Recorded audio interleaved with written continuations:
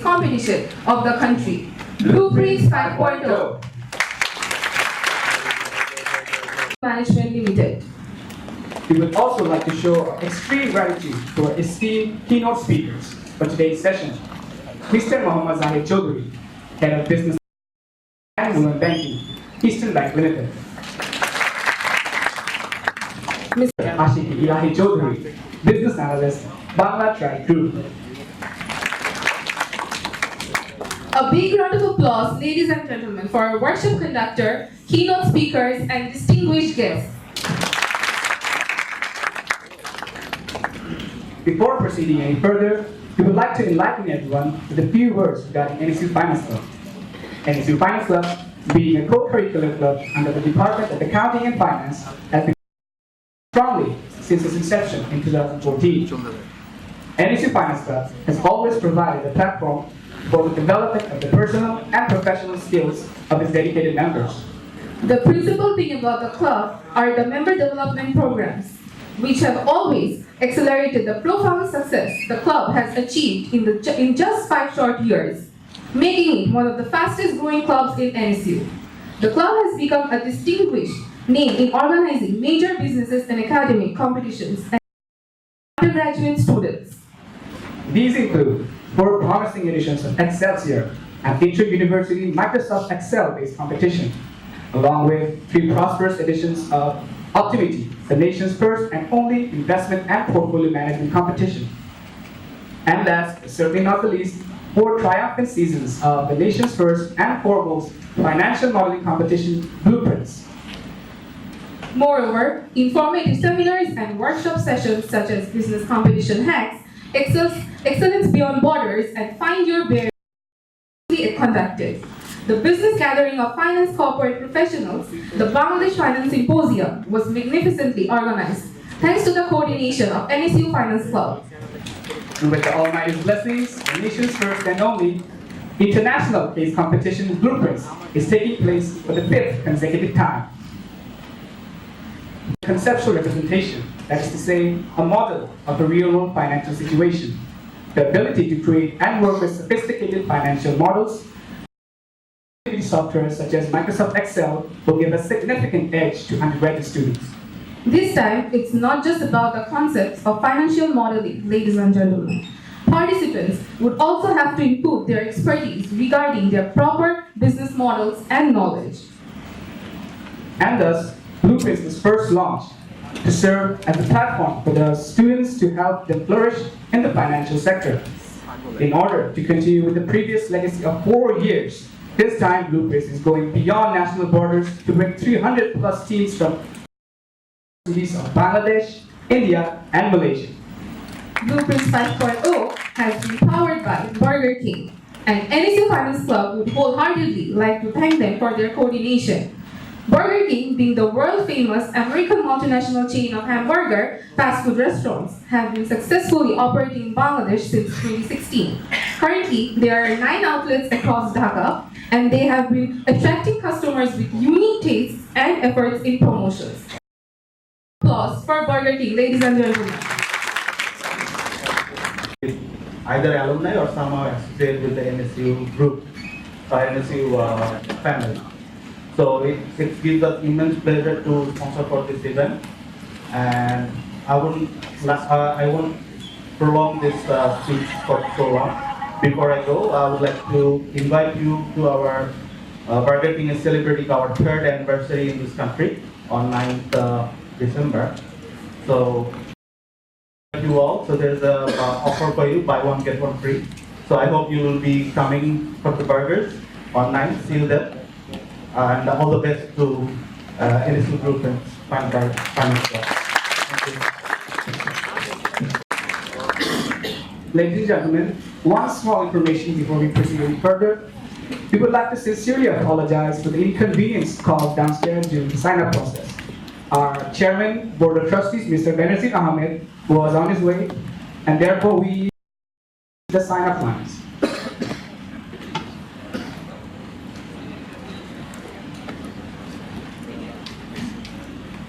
Quality Integrated Agro Limited is a private limited company founded in 2016 with the objective of producing premium grade agro and food-based items for the quality-conscious consumers. They have been proficient in providing processed chicken, further processed chicken, and premium eggs to consumers all over Bangladesh. Along with that, they have also been instrumental in selling quality food to Q Bistro, their prominent food chain.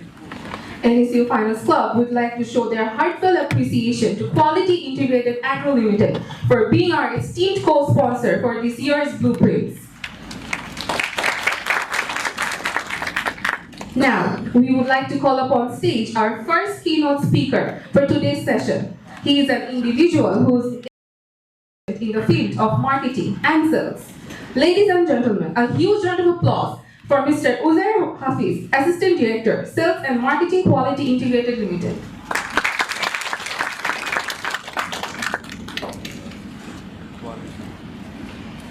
Assalamu alaikum. Good evening. Welcome to Blueprint 5.0, hosted by NSU and sponsored by well-renowned organizations. Welcome from Quality. Let me introduce myself a bit. My name is Uzair Hafiz, and I look after the marketing side of the business. We are one of the biggest feed manufacturers, and we also have a poultry processing plant, as they mentioned.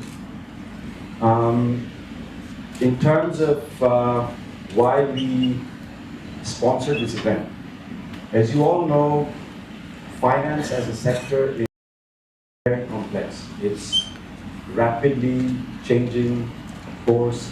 It's very competitive, and as a developing country, Bangladesh, I think we're lacking behind in terms of financial innovation. So you guys are the future generation. You guys are the future leaders in terms of taking the forward.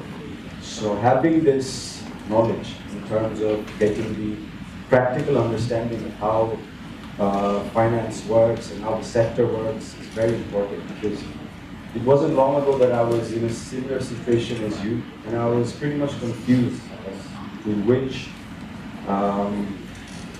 sector I should start my career in. So my request to all of you would be, whichever sector, I'm sure you guys are here, you guys are interested in finance, but do make sure that whichever sector or whichever career path you choose it wisely, you're passionate about. This year, Blueprint 5.0 is going international, so this is going to be a great experience for all of you. And we're very happy, we're honored to be a part of this event. Finally, I'd like to say congratulations to each and every one of you. You're here, and good luck. May the best team win. Thank you for having me. Such high stature. 26 years, EBL has stood for excellence in service, product innovation, and world-class banking service. It is EBL's vision to become the most valuable brand in the financial services of Bangladesh, creating a long-lasting value for the stakeholders and above all, the community they operate in. Now, we would like to welcome our second keynote speaker for this evening. With a demonstrated 14 years of experience in the bank, he is someone who is skilled in business planning, management information system, financial risk, and business relationship management. Ladies and gentlemen, please give a huge round of applause for the Head of Business Liability and Women Banking of Eastern Bank Limited, Mr. Mohammad Sakib Chowdhury.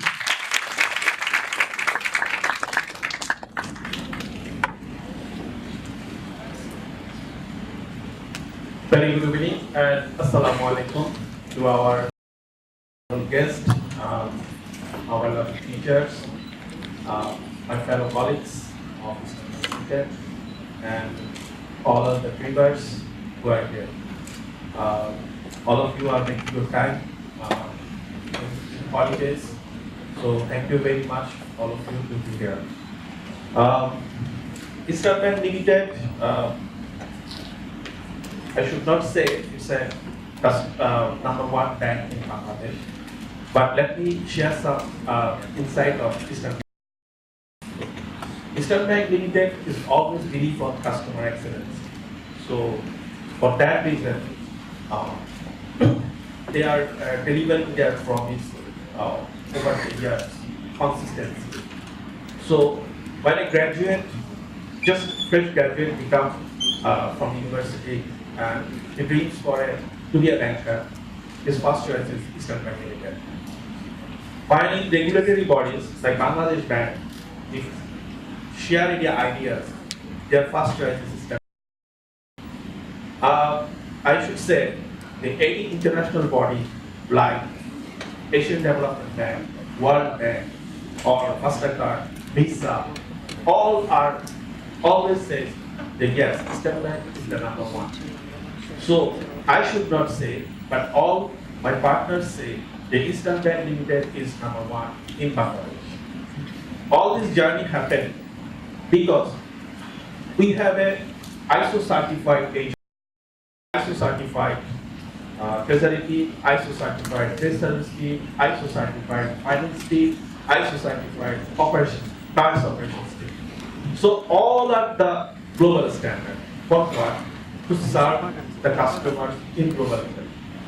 So that's why Eastern Bank is number one in Bangladesh, I should say. We get first ever Moody's rating. We got the different awards. So our MD and CEOs, why I'm telling you this story is their business. Why our Indian CEOs always says today what Eastern Bank is obtained, the positions in market best position, it's all for only their employees. Eastern Bank Limited always empower their employees, always take the best practice from the market and ensure the best customer service. So we have the business, all the business we have. Our HR department always make sure new joiners like all of you join with us and take the journey with Eastern Bank. We have the own gene being a banker, being a bank. In Eastern Bank, we have our own team, our own sport. We have a capacity enhancement program that is called NAS. Let me share the insight. What is NAS? It's a NAS is like that. Every bankers yearly for the 6 days, he should not be in branches or head office. He should be in the capacity enhancement center to create some ideas, to create some new process for the development. We create a group. That group consists where a training assistant officer, a sales guy with a EVP and DMD work together for new ideas and innovation. So Eastern Bank always help their employee to make sure their best ideas, best practice in banking arena. And this is the way that we achieve all those certificates, all those awards. So we like to invite all of you to join with us and take the journey ahead. So thank you very much, NSU Finance Club. NSU Finance Club usually arrange these competitions for in Bangladesh for last couple of years. I should say to make this journey for local Bangladesh undergraduate students. Nowadays, for this time, for the first time, they desired the process for international to participate international students, global students. And I would say already 350 teams from 30 universities already joined in this competition, and NSU Finance Club members already for the first time this year makes this competition from local to international levels. So I saw their dedications through competitions. All the members of NSU Finance Club, I must say to all of you, please give a big round of applause for minimum 10 seconds to encourage all of the NSU Finance Club guys.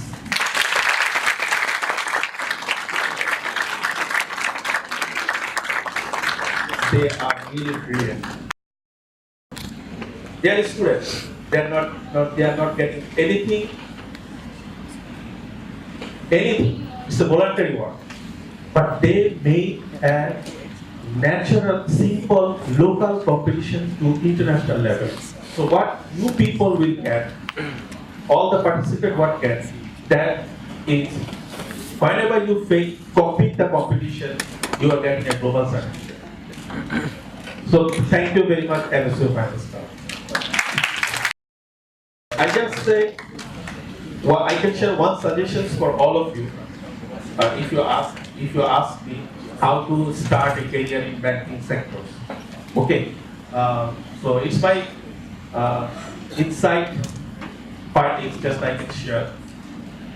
Recent times we are observing some fact, some also in banking sectors. From people in students also in banking sectors. So other than BBA and other from other sectors. So last times we discussed about it. One good student asked me, he's from IBA, he's completed his MBA from IBA. They're asking me, sir, what I will do? Or what? Sir, I join in bank, should I continue? I will go outside. Okay. So this is one of my messages for all of you. Please do what you love, do what you have the passions. Don't do what you don't believe to do. If you like to grow your career in banking sector, please stick on it. Because we are facing lots of problems. People is earning certificates, but people is not ready to take the challenges. Whenever we will dig them, they are not ready for that. The balance sheet is all about the number. Think about a company. It's prepared. It's 90% people is producing the numbers. 10% people is analyzing, dig down the numbers. So 90% people is required to get the numbers. In our bank, we get all the top class students from private university. While they go to branch, while they face customer service, while they face to customer, they have the business target, they become tired. They are not ready to take the challenge. So my cordial request, if you want to grow any place, first love your job and give the best and best your effort on that career. So I should not block my speech. Thank you very much once again. Thank you very much to invite me. One another message that all of you are here.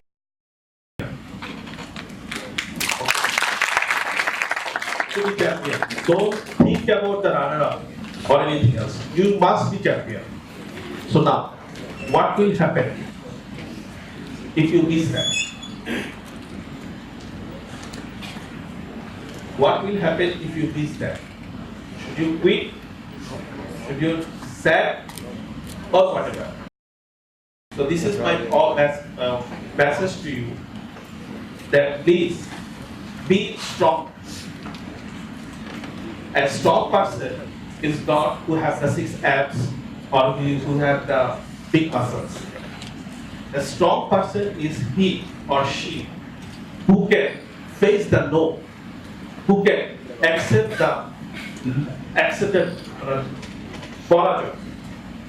Okay? Then he learned from that mistakes, he learned from that no, and again and strike to that no to make the yes. He is the strongest person in this world. All the corporate body is looking for that guy, not the certificates. All the industry, your friends, everyone, in your personal life, in your business life, all requirement that skill that you are facing no, and you are trying your hard, try and make the no to yes. So that's my message. You will give your best try. If you don't, please don't be upset. You find out why it's not happened and come to next year and try again. Thank you very much. Thank you so much, sir, for your wonderful speech. We would also like to extend our gratitude to this year's Blueprints associate sponsors, Mobile Outfitters, and Youth Opportunities. International flair of Blueprints 5.0 has been successful as it is flown by Indigo Airlines. Ladies and gentlemen, can we have a huge round of applause for sponsors for Blueprints 5.0? Now, we would take a moment to show our appreciation to our partners. Food partner, Street Oven. Radio partner, 98.4 Spice FM. English print media partner, The Financial Express. Television media partner, Jamuna TV. Bangla print media partner, Bangla Tribune. Youth content partner, Torun. Event management partner, Platinum Gala. Astrotex Group. Hospitality partner, Canary Park. BYLC is the proud youth outreach partner of NSU Finance Club. And as a token of appreciation for all the participants of Blueprints 5.0, we have provided to all the coupon which can be scanned to avail free registration to BYLC Youth Carnival. This prosperous event takes place once a year, and many renowned industry experts grace the session. In addition, renowned bands and singers such as Orno and many others will also be there to entertain you. A huge round of applause for our respected partners for the event. Now, let's take a look at our main video regarding this year's Blueprints 5.0.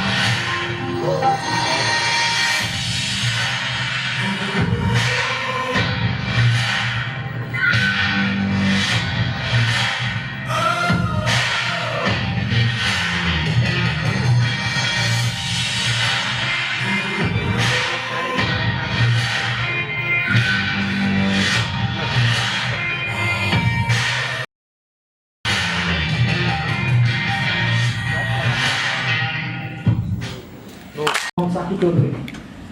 I am the Deputy Head of Research currently at UC Capital Management Limited.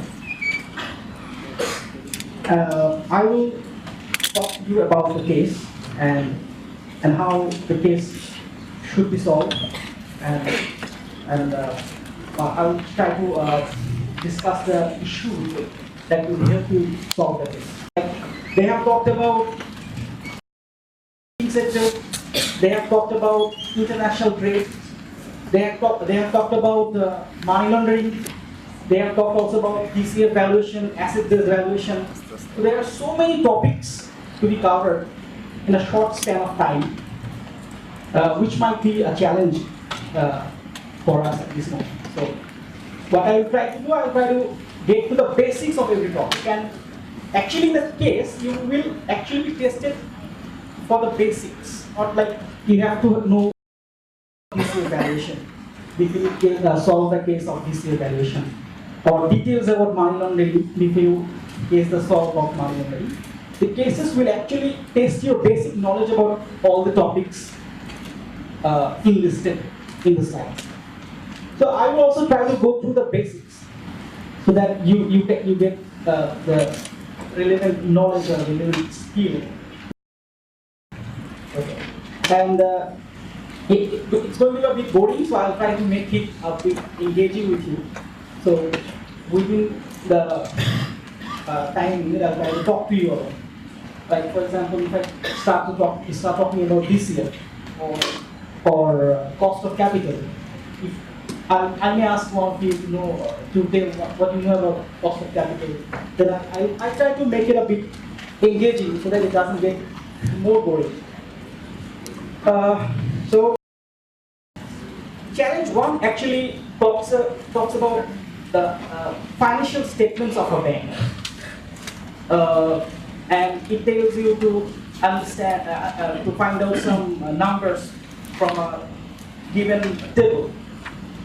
So to solve the case of first challenge, so you have to have a basic understanding about the income statement and balance sheet of any bank. Like if I show you, for example, I'm showing you the income of Bragg Bank Limited of 2008.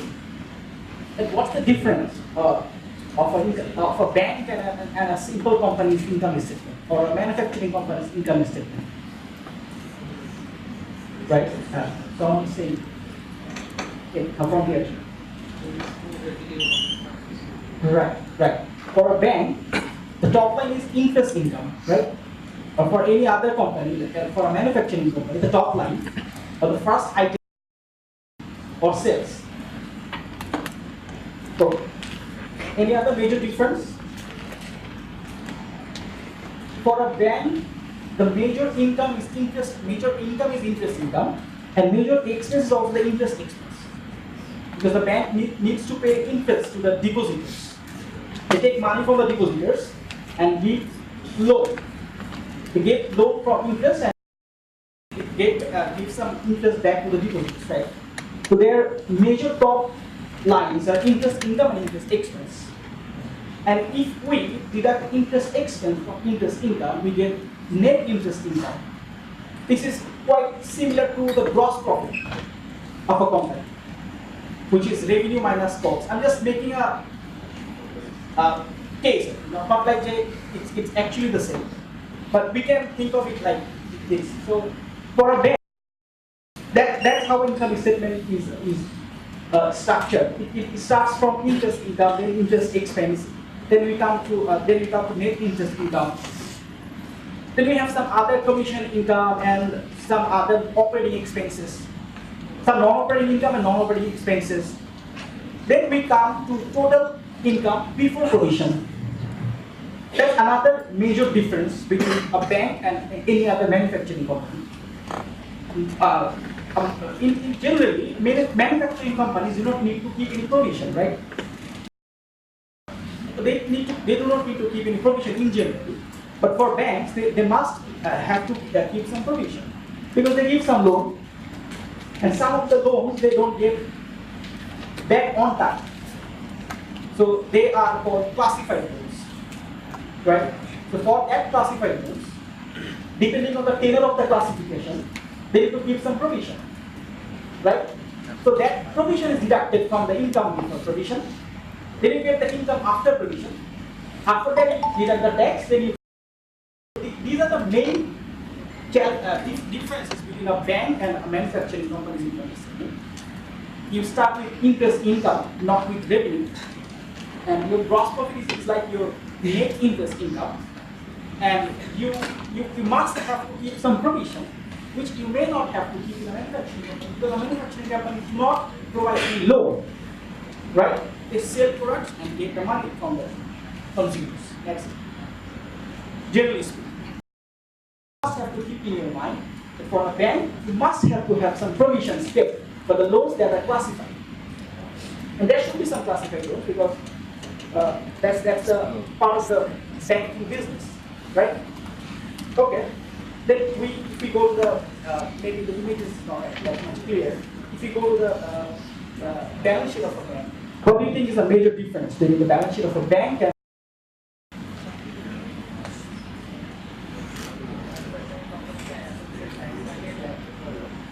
right? So at a manufacturing company, maybe major asset হচ্ছে property, plant and equipment or machinery, right? For a bank, what's the major asset? Loan, right? The loan that she provides to the clients. ওটা হচ্ছে ব্যাংকের major asset. For a manufacturing company, major liability হচ্ছে loan নেয়। So loan নিয়ে হয়তো machine দিয়েছে, loan হচ্ছে কোনো liability. Major liability কোনটা? Deposits. The deposits that the bank gets from the clients, right? For deposits. So এটা হচ্ছে major difference. ব্যাংকের asset হচ্ছে loan আর liability হচ্ছে deposit. খুবই বেসিক। এই বেসিক কিন্তু বেসিক জিনিসগুলোই গেস করা হয়। অনেক কিছু আছে, বাট সবকিছুই বেসিক। তো ডিপ ডাউন করার চেয়ে তাই আমরা সবকিছু বেসিক জানাটাই এই কেসে জানানোটাই এই কেসের মূল ফার্স্ট কেস। কেস নাম্বার আমরা এরপরে যদি আমরা আরেকটা বেসিক জিনিসের দিকে মুভ করি ব্যাংকের, সেটা হচ্ছে সিআরআর আর এসএলআর। এটা নিয়ে কার আইডিয়া আছে? Cash reserve ratio CRR. CRR, we have to reserve something in the Bangladesh bank. Right. That would be the 5.5. ব্যবসা করে মানে ডিপোজিটে টাকা নিয়ে ওই টাকাটা লোন দেয়। তো to make it a less risky business, Bangladesh bank বা সেন্ট্রাল ব্যাংকের নিয়ম হচ্ছে ব্যাংক যদি কিছু টাকা যত টাকা জনগণের কাছ থেকে নিবে বা ডিপোজিটের কাছ থেকে নিবে, ওর একটা অংশ তার বাংলাদেশ ব্যাংকে ক্যাশ হিসেবে রাখতে হবে। That is called cash reserve ratio, which is 5.5% Bangladesh. Clear? মানে 10 টাকা যদি 100 টাকা ডিপোজিট করে 10 টাকা বাংলাদেশ ব্যাংকে রাখতে হবে অ্যাজ ক্যাশ। আর হচ্ছে এসএলআর, স্ট্যাটুটরি লিকুইডিটি রেশিও, এটা হচ্ছে আরেকটু অ্যাডভান্স ভার্সন। ওটা সরাসরি বাংলাদেশ ব্যাংকে না, বাট ওদের অ্যাপ্রুভড কিছু সিকিউরিটিজ লাইক ধরো ট্রেজারি বন্ড, ট্রেজারি বিল অথবা আদার অ্যাপ্রুভড সিকিউরিটি অথবা ক্যাশও হইতে পারে, এক্সেস ক্যাশও হইতে পারে। এগুলোও ব্যাংক আলাদা করে কিনে রাখবে। মানে তুমি 100 টাকা ডিপোজিট নিলে 100 টাকায় লোন দিতে পারবা, 5.5 টাকা সিআরআর আর 13.5 টাকা হচ্ছে এসএলআর। ক্লিয়ার? তো এই এটাও তোমাদের এই কেসে সামহাউ টেস্ট করা হচ্ছে যে একটা ব্যাংক কি প্রপারলি সিআরআর এসএলআর রাখছে according to the law of land. প্রতিটা দেশে এটার নিয়ম কিন্তু ডিফারেন্ট, একটা দেশে এক একটা রেট দেয়। সো ওইটা if I make that put it that way, 100 টাকা ডিপোজিট দিলে 5.5 টাকা চলে যাবে হচ্ছে সিআরআর, 13 টাকা এসএলআর বা 13.5 টাকা হোয়াট এভার দ্য রেট, আর হচ্ছে রিমেইনিং ব্যালেন্স হচ্ছে 18 টাকা বাদ দিলে যেটা থাকে 80 বা 82 টাকা, that will be available to the bank for loan and আচ্ছা সবাই বুঝতে পারছো? তো বেসিক এগুলো এখানে টেস্ট করা হচ্ছে। আচ্ছা এখন বলা হচ্ছে যদি কোনো ব্যাংকে সিআরআর এসএলআর ওই ব্যাংকে ফর এক্সাম্পল 18 টাকা রাখা উচিত, বাট ও রাখছে হচ্ছে 20 টাকা বা 25 টাকা, তার মানে কি ব্যাংকে এক্সেস লিকুইডিটি আছে, প্রচুর ক্যাশ আছে, ও লোন দিয়ে দেয় অথবা লোন দেওয়ার ক্যাপাসিটি এখন ফুলি ইউটিলাইজ করে। ক্লিয়ার তো ব্যাপারটা? কারণ সিআরআর এসএলআর যদি তার মানে ব্যাংকের এক্সেস লিকুইডিটি আছে। খুবই সিম্পল, একদম বেসিক, এগুলোই টেস্ট করা হয়েছে এখানে। এরপরে এখন সিআরআর এবং এসএলআর কিসের উপর ক্যালকুলেট করে? আমি যে বললাম 5.5% 13%, সেটা কিসের? হ্যাঁ রাইট, ডিপোজিট। সো ওটা হচ্ছে, এটাকে বলা হয় demand and time liabilities Bangladesh ব্যাংকের ভাষায়। মানে তোমার ডিপোজিট তো দুই রকমের আছে, একটা হচ্ছে কারেন্ট, একটা হচ্ছে ফিক্সড। কারেন্টটা হচ্ছে ডিমান্ড, কারেন্টটা সেভিংসকে ডিমান্ড লাইবিলিটি বলে, আর ফিক্সডটাকে বলে টাইম লাইবিলিটি। মানে সিম্পলি স্পিকিং 100 টাকা ডিপোজিটের ধরো 13.5 টাকা আর 5.5 টাকা চলে যাবে সিএলআর আর সিআরআর রেসিডেন্ট। সো এখন এইটার আবার আলাদা একটা নিয়ম আছে ক্যালকুলেট করার, বাংলাদেশ ব্যাংকের ওয়েবসাইটে গেলে পাবা। আর এটা আপাতত এই কেসের জন্য দরকার নেই, এই কেসের জন্য মোটামুটি বেসিকটা জানলেই হয় যে ডিপোজিটের কত পার্সেন্ট আমি সিআরআরএসএল হিসেবে রেখে দিই। এরপরে আরেকটা কনসেপ্ট হচ্ছে এরিয়ার। এতক্ষণ যা বলছি সবাই বুঝতে পারছো? কোনো কম্পিটিশন থাকলে you can raise your hand and we can talk, right? Immediately you can raise your hand. আচ্ছা, এরপর আরেকটা ইস্যু হচ্ছে এরিয়া, যেটাকে আমরা বলি অ্যাডভান্স ডিপোজিট রেশিও, রাইট? তো এরিয়াটা হচ্ছে অনেকটা, মানে এটাকে আমরা আরেকটু সহজ করে বললে যা অনলি ফর দ্যাট কেস আমরা এটাকে বা এই কম্পিটিশনের পার্সপেক্টিভে একদম সিম্পলিফাইড ওয়েতে বলতে গেলে এটাকে বলতে পারি এরিয়া বা লোন ডিপোজিট রেশিও। ধরো তুমি ডিপোজিট দিছো 100 টাকা, লোন দিছো 80 টাকা, তাহলে এরিয়া কত হবে? 80%, রাইট? সো এরিয়া বা এরিয়ার একটা লিমিটেশন আছে, তখন তুমি 100 টাকা লোন নিয়ে লোন দিতে পারবা না, আমি বললাম ওইটার আপাতত হচ্ছে 85%। 85% এর বেশি এরিয়া করা যাবে না, মানে 100 টাকা লোনের ডিপোজিট এগেইনস্ট 85 টাকার বেশি অ্যাডভান্স দেয়া যাবে। লোন আর অ্যাডভান্স মধ্যে কিন্তু ডিফারেন্স আছে, ওই নিটিগ্রিটিতে আমি আজকে যাচ্ছি না, আমি ধরে নিচ্ছি অ্যাডভান্স মানে loan, but there is a difference between loan and advance. ওটা তো রেগুলেটরি কিছু ক্যালকুলেশনের ব্যাপার আছে, ওটা এই কেসের জন্য লাগবে না।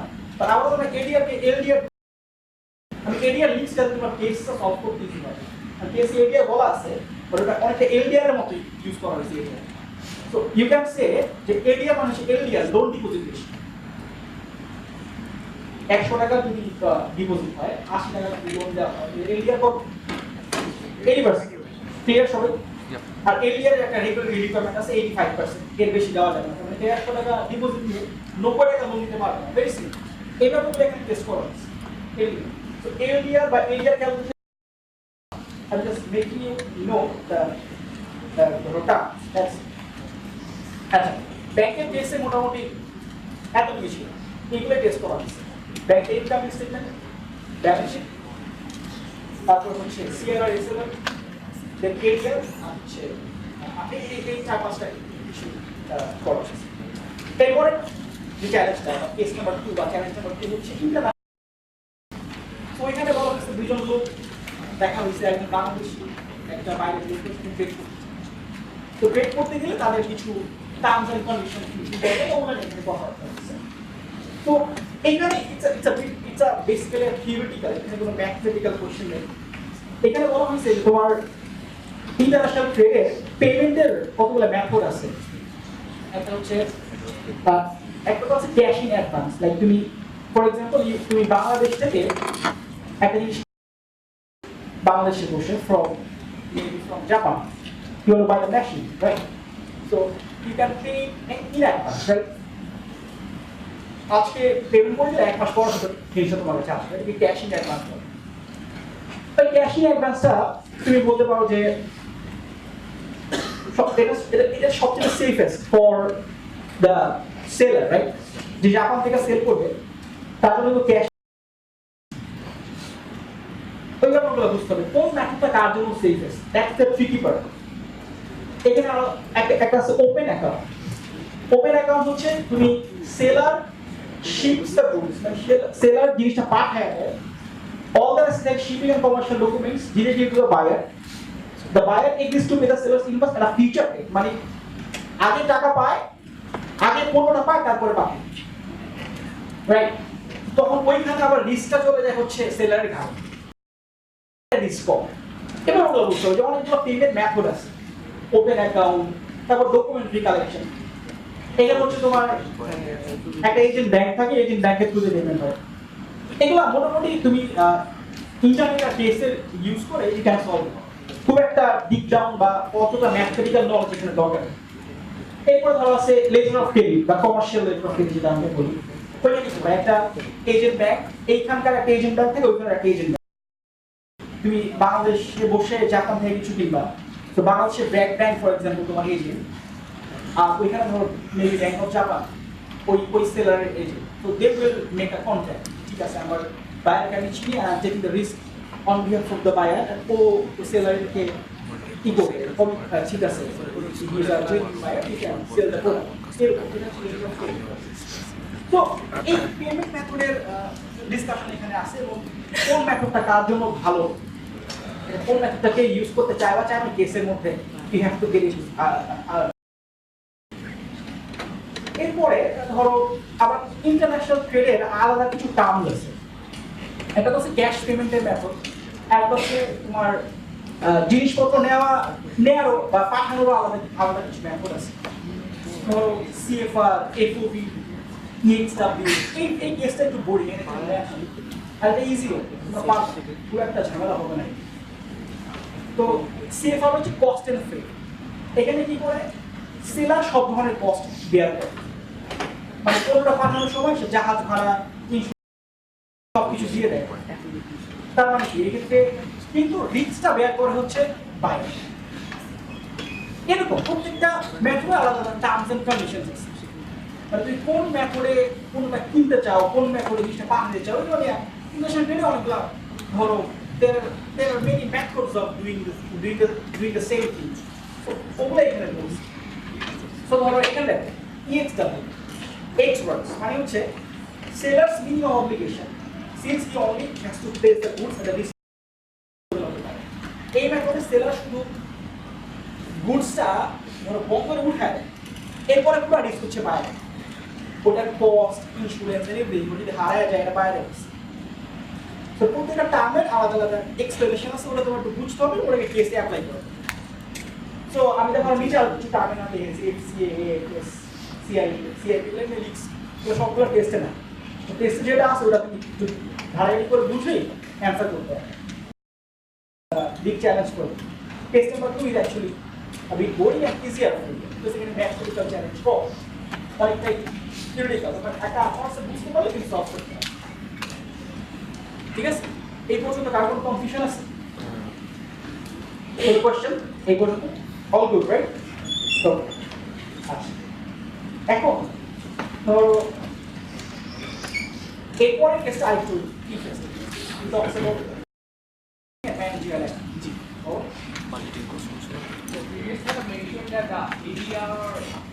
failure. Failure, what? 5% of the load. Right. The ACLR and CR Right. is 18% total. Right. 5%. Right. How does it treat? আমি এই জন্য তোমাকে বললাম যে ADR আর LDR এর মধ্যে ডিফারেন্স আছে। ADR অ্যাকচুয়ালি সব মানে 1% হলের মধ্যে ডিফারেন্স আছে। এই জন্য 85% আর ওই যে 82 ওই গ্যাপটা এখানে রয়েছে। দুটোর মধ্যে কিছু ডিফারেন্স আছে। ওই কত ডিটেইলে আমরা আজকে যাব না, ওই ডিটেইলটা আমাদের এই চ্যালেঞ্জ সলভ করতে হোপফুলি লাগবে না। সবচেয়ে বেশি মার্ক পাইছি কর্পোরেট ফাইন্যান্সে, কারণ সাবজেক্টটা একটু ইজি, এনপিভি বের করা লাগে, আইআরআর বের করা লাগে, মোটামুটি ইজি। ইনফ্যাক্ট আমার আমাদের সিএফএ তেও কর্পোরেট ফাইন্যান্স থাকে, মানে ছোট একটা অংশ, সবাই কর্পোরেট ফাইন্যান্সে ভালো করে, টপিকটা একটু ইজি আছে। তো হোপফুলি কেসটা মনে হয় করবো ইজি লাগবে। তো তুমি তো জানো একটা প্রজেক্টের এনপিভি বানাই নেট প্রেজেন্ট করতে তার মানি রাইট।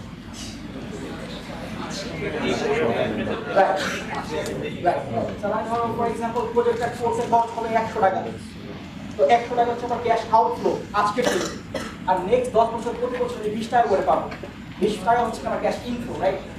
ওই ক্যাশ ইনফ্লোগুলোর প্রেজেন্ট ভ্যালু মাইনাস আজকে 100 টাকা বাদ দিলে আমি কি পাবো? Net present value, right? ওটাই বের করতে হবে এইখানে টোটাল টেস্ট করছে। এখন যদি এনপিভি পজিটিভ হয় তাহলে ইনভেস্ট করবো না, করবো না রাইট? এনপিভি নেগেটিভ হলে ইনভেস্ট। তার এখন এই যে এনপিভির জন্য আমি তো বলছিলাম 20 টাকা ক্যাশ, আমার নেক্সট 5 বছরে বা নেক্সট 10 বছরে ক্যাশ ইনফ্লো 20 টাকা, কিন্তু আমি বলে দিলাম যদি বলা থাকে তখন আমার ক্যাশ ইনফ্লোটা বের করে নিতে হয় না। রেভিনিউ থেকে ক্যাশ ইনফ্লো কিভাবে বের করতে হবে জানো কিভাবে? ভাই এখানে আমি দেখাই একটা এক্সাম্পল। তাই তোমার যদি রেভিনিউ দেওয়া থাকে এখান থেকে কস্ট বাদ দিয়ে দিতে হবে, কস্ট বাদ দিয়ে তোমার কস্ট বাদ দেওয়ার পর তুমি নেট প্রফিট পাবা, রাইট?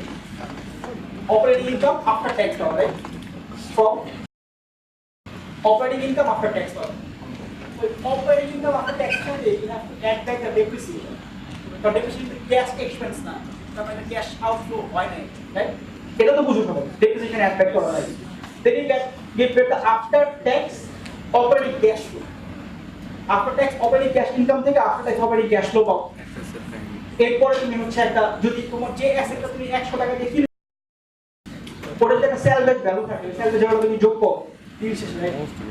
কেন করো না, ওটা তুমি ওই দিন বা 20 বছর পরে বা 6 বছর পরে whatever the project time নেয়, এত টাকা দিয়ে অ্যাসেটটা বিক্রি করতে পারবা। এই asset should have some salvage value, right? একটু জিরো হয়ে যায় না, ওটা তুমি অ্যাড ব্যাক করো। পরে তোমার যদি কোনো return from the net working capital যদি থাকে, সেটা minus with the number, then you get the net cash flow every year. তারপর তুমি যে প্রেজেন্ট ভ্যালু বের করো, তোমার এই ক্যাশ ফ্লোটা সবসময় দেয়া থাকে না। আমি যেটা বললাম যে নেক্সট 5 বছর 20 টাকা করে ক্যাশ ইনফ্লো, এটা সবসময় দেয়া থাকে না। অনেক সময় শুধু রেভিনিউ দেয়া থাকে, এখান থেকে তোমার কস্ট বাদ দিয়ে ক্যাশ ফ্লো বের করে দিতে হবে। ওই ব্যাপারটা একটু মাথায় রাখতে হবে, এখানে পুরো টেস্ট করতে হবে, ক্যাশ ফ্লো সবসময় দেয়া থাকে। এরপরে আরেকটা কনসেপ্ট হচ্ছে পেব্যাক পিরিয়ড। পেব্যাক পিরিয়ড তো সবাই জানে, পেব্যাক পিরিয়ড জিনিসটা কি অ্যাকচুয়ালি, রাইট? মানে তুই বল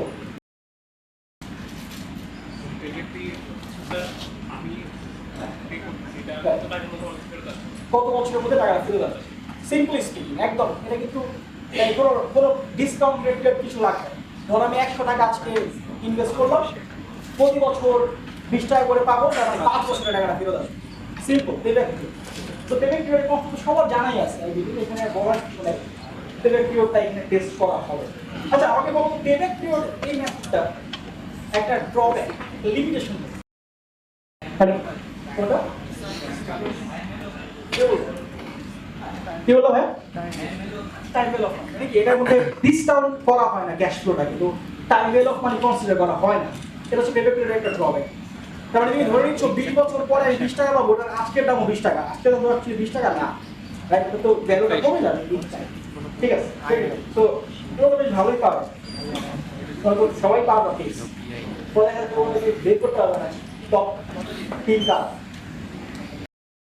নাম্বার অনেক বেশি, তখন তো বের করা কষ্ট হয়ে যাবে, কেসটা ধরো ডিফিকাল্ট হবে।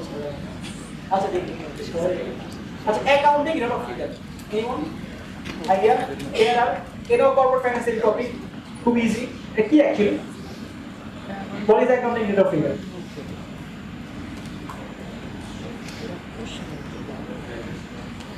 but এটা একটা রিটার্ন অন ইনভেস্টমেন্টের একটা আলাদা আরেক ধরনের ডেভিয়েশন বলতে পারো। রিটার্ন অন ইনভেস্টমেন্টের একটা ভাই accounting rate of return basically প্রজেক্টের ক্ষেত্রে এটা ইউজ করা হয়, সাধারণত ব্যবসায় ইউজ করা হয় না।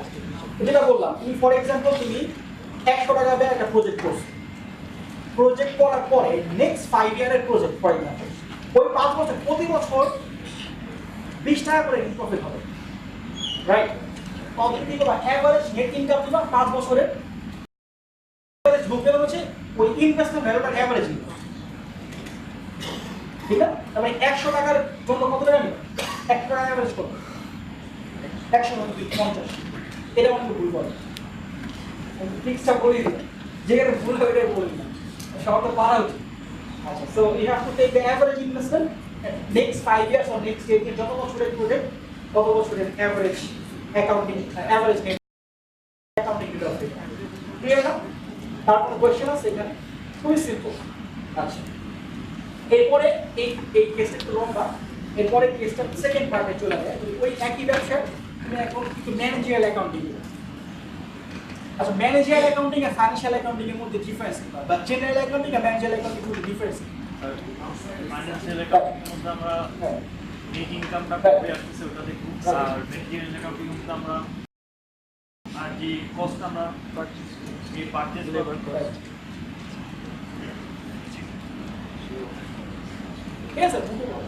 যে কস্টটা আমরা মানে পে করেছি পারচেজ করার জন্য বা সামথিং, ওই কস্টটা কতদিনের মধ্যে উঠে আসছে ওটা আমরা হচ্ছে ম্যানেজারিয়াল অ্যাকাউন্টিং এর মধ্যে কাছাকাছি অনেকটা কাছাকাছি মানে তুমি বলতে হচ্ছে ইন্টারনাল ভার্সেস এক্সটার্নাল আমি সবাই কি করে বলছি সবাই আসছে একটু বসে শুরু করে আচ্ছা তো ম্যানেজার এখানে হচ্ছে ইন্টারনাল মানে ম্যানেজাররা কোম্পানির ইন্টারনাল লোকজন বোঝার জন্য ঠিক আছে এই বছর অ্যাকচুয়ালি হোয়াটস মাই অ্যাকচুয়াল প্রফিট বা কতগুলো পণ্য বিক্রি করলে ও যেমন বলবে ওটাও ম্যাচ করে যে কতগুলো পণ্য বিক্রি করলে কত টাকা প্রফিট হবে বা প্রফিট টার্গেট বিক্রি করতে হলে কী করা লাগবে এই কাজগুলো ম্যানেজার অ্যাকাউন্টিং করে তো ম্যানেজার অ্যাকাউন্টিং ইন্টারেস্টিং সবচেয়ে ইম্পর্টেন্ট কনসেপ্ট হচ্ছে কন্ট্রিবিউশন মার্জিন কন্ট্রিবিউশন মার্জিন কি কারো কোনো আইডিয়া আছে মানে এগুলো অবশ্য দেয়াই আছে বাট কেউ কি বাংলায় বলে বুঝাইতে পারবে কন্ট্রিবিউশন মার্জিন অ্যাকচুয়ালি কি মানে what does it mean actually মানে গ্রস প্রফিট মার্জিনের মধ্যে একটা কনসেপ্ট আমরা কি করি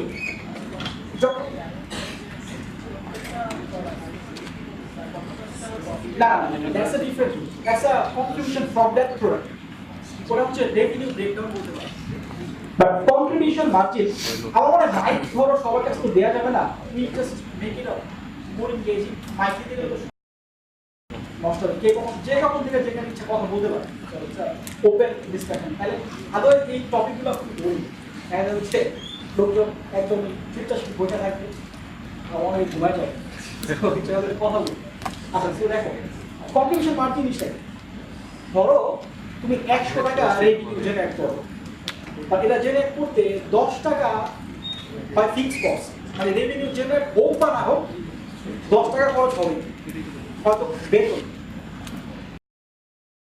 বেতন বা অফিস ভাড়া আর 20 টাকা বা 30 টাকা হয় হচ্ছে ভেরিয়েবল কস্ট রাইট ধরো মজুরি মানে যারা ওয়ার্কার ওয়ার্কার বা সেলস পার্সনদের বেতন বা ধরো ফ্যাক্টরির current bill factory gas bill right variable cost fixed cost তো রেভিনিউ মাইনাস ভেরিয়েবল কস্ট এরপর যেটা থাকে এটা বলা হয় কন্ট্রিবিউশন প্রফিট ক্লিয়ার তো মানে contribution from the sales clear তো এরপরে এই contribution profit by sales equals contribution margin right তো কোনো ব্যবসায় রেভিনিউ যদি 100 টাকা হয় ভেরিয়েবল কস্ট 30 টাকা হয় কন্ট্রিবিউশন প্রফিট কত 70 টাকা কন্ট্রিবিউশন মার্জিন কত 70% খুবই সিম্পল রাইট আচ্ছা এরপর break even point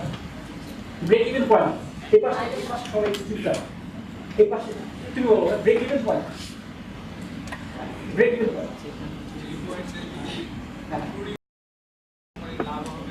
right exactly there is no loss and no profit either right so কোম্পানিগুলো এই পয়েন্টটা জানতে চায় আমি এরকম কোশ্চেন আসতে পারে তোমাদের break even point so break even point হচ্ছে total fixed cost divided by contribution profit contribution margin ratio এটা break even point এর ফর্ম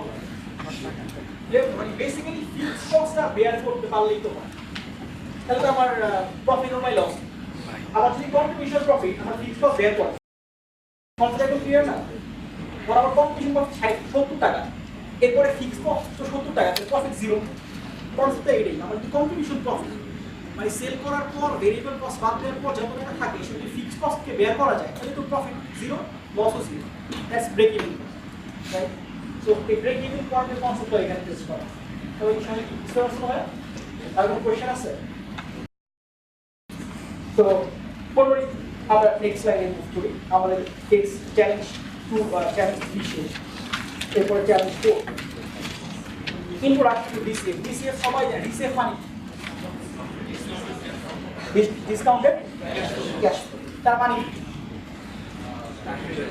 তারপরে future cash flow present value যে কোনো স্টকের ভ্যালু মানে ওই স্টক ওই কোম্পানি ফিউচার যত টাকা ক্যাশ ফ্লো দিবে ভ্যালুটা বের করে ওইটার ভ্যালুয়েশন ভ্যালু রাইট ওটা আজকে দিনে ভ্যালু কত যদি জানতে চাই ফর এক্সাম্পল গ্রাম ইনফোর আজকে ভ্যালু আমি কি বলবো গ্রাম ইনফোর নেক্সট 20 ইয়ার বা 30 ইয়ার বা 50 ইয়ার বা ফর দ্য পার্টিচিপেট আমি ক্যাশ ফ্লো প্রজেক্ট করবো তারপর ওটা প্রেজেন্ট ভ্যালু বের করবো রাইট এই অত ডিটেইলে না যাই এখানে একটা একদম বেসিক ডিসিএফ ভ্যালুয়েশন ট্রাই করা হয়েছে সবচেয়ে সহজ ডিসিএফ ভ্যালুয়েশন কোনটা বলো তো একদম ইজি সিম্পল হ্যাঁ পারপিচুয়াল যেটাকে হ্যাঁ বটম জোন মডেল রাইট মানে কোনো কিছুই না বটম জোন মডেলের ডিসিএফ মানে ভ্যালুয়েশন মানে হচ্ছে D1 divided by R - D সবাই তো জানো bottom zone model dividend discount model right মানে ডিসিএফ এর মধ্যে অনেকগুলো ভেরিয়েশন আছে একটা ডিভিডেন্ড ডিসকাউন্ট মডেল আছে আর ফ্রি ক্যাশ ফ্লো মডেল আছে এই dividend discount model free cash model অনেকভাবে করা যায়। এর মধ্যে সবচেয়ে সিম্পলেস্ট ওয়ে হচ্ছে গঠন করতে হবে। জাস্ট তুমি আগামী বছরের যে ক্যাশ ফ্লোটা বা আগামী বছরের যে ডিভিডেন্ড যেটাকে আমরা D1 বলছি, ওটাকে আমি R minus D required rate of return minus flow দিয়ে ভাগ দিয়ে দিই। That is the easiest dividend discount model. Model আছে 2 স্টেজ 3 স্টেজ মডেল আছে, এগুলা হয়তো তোমাদের নাই, এগুলা এই টেস্টেও এই কেসেও যে টেস্ট করা হবে না, এগুলো have to worry about it. Basically it's bottom growth model. সবার ক্লিয়ার তো বটম গ্রোথ মডেল? তার কোনো কোশ্চেন আছে? D1 মানে কি? Next year dividend. আর মানে কি? রিকভার আর জি তো সবাই জানো growth. So cost of equity calculate করতে পারো না? সবাই কস্ট অফ ইকুইটি কিভাবে ক্যালকুলেট করে এই ফর্মুলা তো সবাই জানো। অনেকে জানে না। আমি যে ধরো আমি তো লাস্ট 2-3 বছর হয়ে গেছে আমি ওর সাথে আছি অপরচুনিটি বা গ্রুপিসে আমি ধরো হয়তো ওয়ার্কশপ বা জাজ হিসেবে থাকি। অনেকের কাছে কস্ট অফ ইকুইটি কনসেপ্টটা clear, like risk free rate. আচ্ছা রিস্ক ফ্রি রেট কোনটা হওয়া উচিত বাংলাদেশের কাছ থেকে? What's the risk free rate? Treasury bond বা ট্রেজারি বিলের মধ্যে আমরা লিখে করি। রাইট, ট্রেজারি বন্ড লিখবো না বিল লিখবো? ট্রেজারি বিল বেসিক্যালি বন্ড নিবো না বিল লিখবো? বিলের রেট আর বন্ড, বিল আর bond difference. Bond or bill? Right, we should go for treasury bond, right? Because equity, long term asset. আমাদের তো সবচেয়ে লংগেস্ট টার্মের রিস্ক ফ্রি রেট করবে। ট্রেজারি বন্ড আবার 1 বছর, 5 বছর, 10 বছর, 15 বছর, 20 বছর। 20 বছর ট্রেজারি বন্ড নেওয়া হচ্ছে বেস্ট। লংগেস্ট টার্ম যদি ইকুইটি কোনো মেয়াদ নাই, equity is a perpetual asset. Equity কোনো মেয়াদ আছে, বন্ডে তো স্টক কোনো মেয়াদ আছে না, রাইট? এই জন্য একদম লংগেস্ট পসিবল রিস্ক ফ্রি রেটটা নেওয়া উচিত, ঠিক আছে? সো আমরা কি জানি রিস্ক ফ্রি রেট মানে RF প্লাস বেটা মাল্টিপ্লাই RF প্লাস RF এই ফর্ম সবাই বুঝতে পারছে। আর রিস্ক ফ্রি রেট কি নেওয়া উচিত অনেকের কাছে কনসেপ্ট ক্লিয়ার না। অনেকে ট্রেজারি বিলের রেট নিয়ে নেয় রেদার দ্যান ট্রেজারি বন্ড, আবার বন্ড নিয়ে নেয় rather than 15 or 20 year bond. এটা চেঞ্জ করলে কিন্তু ক্যালকুলেশন অনেক চেঞ্জ চলে আসে। So you have to have in your mind যে লংগেস্ট টার্ম যে বন্ডটা সেটা লিখবো। দ্যাট ইজ ট্রেজারি বন্ডের এত সবচেয়ে বেশি যেটা ম্যাচুরিটি, ওটা রেটটাও সবচেয়ে বেশি। আচ্ছা, এটা নিয়ে আরো কথা না বলি, মোটামুটি সবাই ক্লিয়ার তো এখন যা বলছি? কারো কোনো কোয়েশ্চেন আছে? কারণ খুবই সিম্পল, ডিসিএফ এর মধ্যে বর্ডন করতে আরো। আচ্ছা, এরপরে মানি লন্ডারিং এই কেসটা খুবই সিম্পল। এই কেসটা অ্যাকচুয়ালি আবার যেটা বললাম ওই থিওরিটিক্যাল, এবং এখানে যেটা হয়েছে ওরা ওই কেসের মধ্যে বাংলাদেশ মানি লন্ডারিং অ্যাক্ট 2012 ওইখানে কয়েকটা টপিক ডিসকাস করছে, কয়েকটা সেকশন। ওইখানে ওই সেকশনগুলোর মধ্যে বিভিন্ন কিছু ডেফিনেশন দেওয়া আছে। ফর এক্সাম্পল যে কোনো লতে তো অনেক কিছু ডেফিনেশন দেওয়া থাকে, রাইট? ধরো একটা কোম্পানি ডেফিনেশন দেওয়া আছে। ওরকম এই মানি লন্ডারিং অ্যাক্টেও মানি লন্ডারিং কি, স্মাগলিং কি, তারপর ঘুষ খাওয়া কি, মানে ব্রাইব অ্যাকচুয়ালি কি, এর একটা ডেফিনেশন তো দরকার, লিগাল ডেফিনেশন এগুলো দেওয়া আছে। ওগুলো পরে you have to make a answer. তো আমি বিলিভ করি এই কেসের জন্য এই চ্যালেঞ্জটা সলভ করার জন্য ওই কেসটা পড়াটাই এনাফ। এখানে অ্যাডিশনাল আর কোনো ইনফরমেশন জানার দরকার নেই। খুবই মানে ওই কেসটা ইজ অ্যাকচুয়ালি সেলফ এক্সপ্লেনেটরি। ওটা করলে you can solve the case. এখানে তেমন কোনো চ্যালেঞ্জ নেই। তাই দেওয়া আছে এখানে বেরবেড়া নিয়ে ছোটবেলায় যেমন ইংলিশ সলভ করছো না, এখানে তেমন কোনো চ্যালেঞ্জ। কেস নাম্বার 6 বা চ্যালেঞ্জ নাম্বার 6 এটা অনেক বড়, এটা একটু মনোযোগ দিয়ে সবাই শুনবে। এখানে ছিল অনেকগুলো এখানে অনেকগুলো টপিক ডিসকাস করা হয়েছে। একটা হচ্ছে অ্যাসেট বেস ভ্যালুয়েশন। আগে তোমরা ডিসিএফ ভ্যালুয়েশন দেখো, এখানে asset base valuation, relative valuation, আবার বন্ডের ভ্যালুয়েশন। আগে তোমরা স্টকের ভ্যালুয়েশন, এখানে বন্ডের ভ্যালুয়েশন আছে। আবার ইএমএইচ যেটা এফিশিয়েন্ট মার্কেট হাইপোথিসিস, ওটা নিয়ে কিছু আলোচনা আছে। আমরা সব কিছু দেখবো, কথা বললে হয়ে যাবে, কথা বললে আমরা বুঝি। তো আমরা বলবো অ্যাসেট বেস ভ্যালুয়েশন। একটা তো ডিসিএফ ভ্যালুয়েশন, এটা ক্যাশ ফ্লো প্রেজেন্ট ভ্যালু বের করা, FCFF, asset base valuation, FCFF, free cash flow from assets. না ওটা তো ডিসিএফই হইল না। ওটা তো ডিসিএফ এর মধ্যে তো ডিভিডেন্ড ডিসকাউন্ট মডেল আর এফসিএফ মডেল আছে বা এফসিএফই মডেল আছে, রাইট? অ্যাসেট বেস ভ্যালুয়েশন কাকে? এনিওয়ান? কোন আইডিয়া? অ্যাসেট বেস ভ্যালুয়েশন হচ্ছে বেসিক্যালি ধরো তুমি একটা কোম্পানি কিনতে চাও, হ্যাঁ, ইউ আর নট শিওর কি হবে। তুমি কি বলতেছো যে তোমার অ্যাসেট যতগুলো আছে সেগুলোর ভ্যালু আমি করবো ওই টাকা দিয়ে তোমার কোম্পানি, অ্যাসেট যতগুলো আছে ওগুলো ভ্যালু করবো, আবার তুমি তোমার কিছু জায়গায় লাইব্রেরি আছে সেগুলো বাদ দিব, তারপরে তোমার ন্যাপটা বের করবো, নেট অ্যাসেট ভ্যালুটা বের করবো, ওটাই তোমার ভ্যালুয়েশন, ওই টাকা দিয়ে আমি তোমার কোম্পানি। কিন্তু ইউজুয়ালি যখন একটা কোম্পানি মানে বন্ধ হয়ে যেতে নয় বা একদমই খুব বাজে অবস্থা, মানে ফিউচার ক্যাশ ফ্লো, তখন এই কোম্পানিগুলোকে অ্যাসেট বেসড ভ্যালুয়েশন হয়। ধরো তুমি কোম্পানিটা কিনতেছো আবার আরেকজনের কাছে বেচে দেওয়ার জন্য, কোম্পানির ফিউচার ওইরকম হয়, দ্যাটস কল্ড অ্যাসেট স্ট্রিপিং।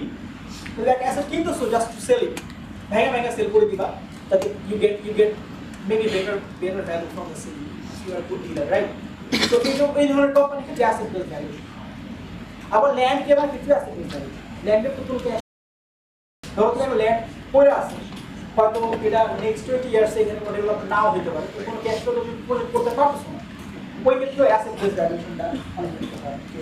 এই অ্যাসেটের ভ্যালু কত হইতে পারে, এবার ধরো 5% অনেক সময় করা হয়, তো ডিফারেন্ট। বাট ইউজুয়ালি তোমার এই কেসে জানা দরকার যে কোনো অ্যাসেট স্ট্রিপিং, মানে কোন কোম্পানি বন্ধ হয়ে যাচ্ছে বা তুমি একটা অ্যাসেট কিনতেছো জাস্ট টু সেল ইট, ওই রকম ক্ষেত্রে অ্যাসেট বেসড ভ্যালুয়েশন দরকার আছে। এর একটা অ্যাসেটের ভ্যালুয়েশন আমি তো বললাম ন্যাভের ভ্যালুয়েশন, আর একটা হচ্ছে নেট রিয়েলাইজেবল ভ্যালু, এনআরভিটা একটা ন্যাভের মতো। ন্যাভ তো সবাই বুঝবো, নেট অ্যাসেট ভ্যালু বুঝো না? ন্যাভ কি বলবো? ন্যাভ কি? একটা company nav, what is net asset value? Nav কি? আইডিয়া না হয় না, কাছে অনেকটা কাছে, রাইট?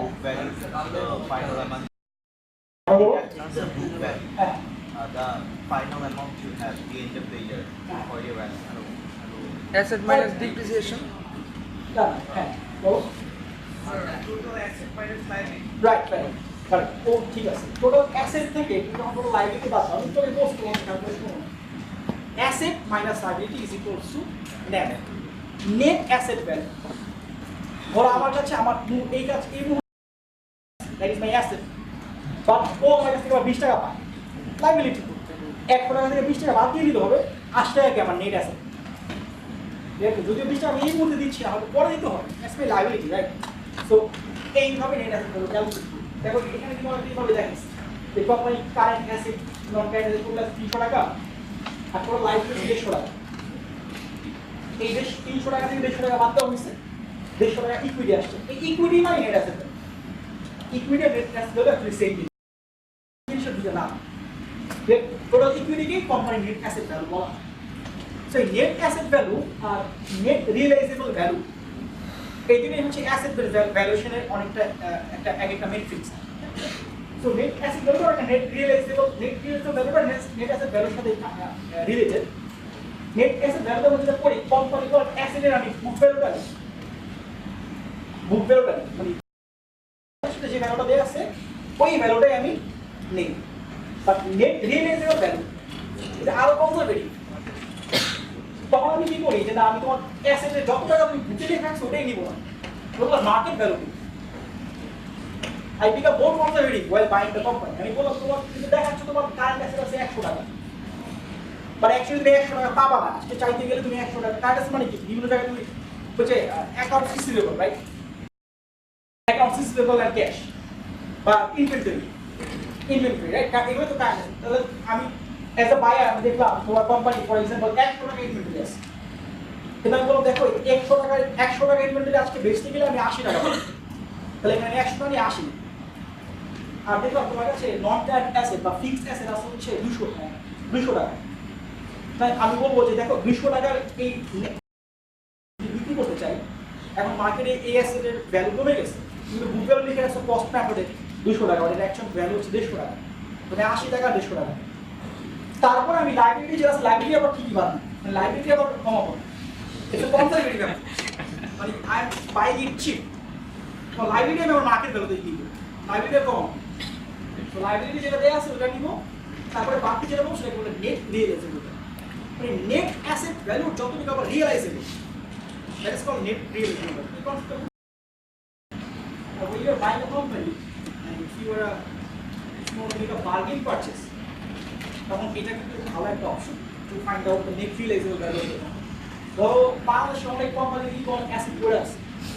ফর এক্সাম্পল সরকারি কোম্পানিগুলো তিতাস গ্যাস অথবা যমুনা অয়েল ওদের অনেক পাইপ করে আছে, গ্যাস সাপ্লাই দেওয়ার জন্য পাইপ তিতাস। তো ওই সবগুলো পাইপের এখন বুক ভ্যালু তো দেওয়া আছে অনেক, বাট এখন নেট রিলাইজেবল হবে কি সেম। তো তোমার ওই কোম্পানি ট্রু নেট পাই তো রিলাইজেবল ভ্যালু বের করা। আবার ধরো অনেক ব্যাংক লোন দিয়ে রাখছে 100 টাকা, ওই লোনের এগেইনস্টে ফর এক্সাম্পল প্রভিশন হয়তো রাখে নাই বা রাখছে কেউ 2 টাকা রাখছে, বাট অ্যাকচুয়ালি ওই লোনের সে 30 টাকাই পাবে না, তার মানে ওই অ্যাসেটের নেট রিলাইজেবল ভ্যালু কিন্তু 100 টাকারও কম। সো নেট রিলাইজেবল ভ্যালু কনসেপ্টটা তোমাদের জানা উচিত যারা ফিউচারে অ্যানালাইসিস করতে চাও কোম্পানি নিয়ে, অথবা যারা অ্যাকচুয়ালি নিজের কাজে আরো বাড়াতে চাও। Net realizable value is actually interesting concept. তোমার অ্যাসেটের কতটুকু রিয়েলাইজেবল, বুক ভ্যালু তো রিয়েলাইজ করা যাবে না, right? Every asset has a realizable value. Sir, when we are calculating the that you are saying like liability কি market value তে নিব না লাইবিলিটি বুক ভ্যালু যে থাকে সেটা, কারণ লাইবিলিটি কিন্তু রিপোর্ট করা হয়। কারণ লাইবিলিটি পাশে দেখো তুমি লাইবিলিটি পোর্শনে কিন্তু মোস্টলি লোন থাকে। সো লোন ইউজুয়ালি তোমার ওই বুক ভ্যালু মার্কেট ভ্যালু খুব একটা ডিফার করে, এখন লোন তো আর ট্রেডেবল না, তুমি যত টাকা লোন দিচ্ছ তত টাকা ফেরত দিতে হবে, ওর থেকে বেশি দেওয়ার সম্ভাবনা কম। আর তখন তো তোমার অ্যাক্টোর ইন্টারেস্ট বেড়ে যাবে, তখন অ্যাক্টোর ইন্টারেস্ট বেড়ে যাবে, তখন ওই লাইবিলিটি তো অটোমেটিক বেড়ে যাবে, কারণ এটা তো অ্যাকাউন্টিং বেড়ে অ্যাডজাস্ট হয়ে যাবে, ঠিক না? কিন্তু ওইভাবে অ্যাক্টোর ইন্টারেস্ট বাড়েই। আচ্ছা দেখো, এরপরে আমরা অ্যাসেট বেস ভ্যালুয়েশন থেকে রিলেটিভ ভ্যালুয়েশনের দিকে চলে যাই। এখানে রিলেটিভ ভ্যালুয়েশন খুবই কমন যে কনসেপ্ট, একদম বলতে গেলে সাধারণ জনগণের কনসেপ্ট, সবাই জানে বাংলাদেশে, সেটা হচ্ছে P. Everybody knows it. Everybody knows about P. What is P? মানে কি? ধরো একটা কোম্পানির প্রাইস আর্নিংস রেশিও মানে কি? বলো। এটা তো তুমি সূত্রটা বলি, এটা আসলে কি বুঝো? 10 টাকা শেয়ারের এগেইনস্টে কত টাকা ইনকাম করে কোম্পানি, বা বলতে গেলে 1 টাকা ইনকামের এগেইনস্টে কত টাকা শেয়ারটার প্রাইস। ধরো তোমার শেয়ারে পার শেয়ারে ইনকাম হচ্ছে 1 টাকা, বা শেয়ারটা ট্রেড হচ্ছে 10 টাকায়, তাহলে প্রাইস তো কত 10। 1 টাকা ইনকাম হয়ে গেছে, 10 টাকা প্রাইস পাচ্ছে। প্রাইস কি বেশি হওয়া হবে না কম হওয়া হবে? কম না বেশি? আচ্ছা আগে বলছে মিডিয়াম।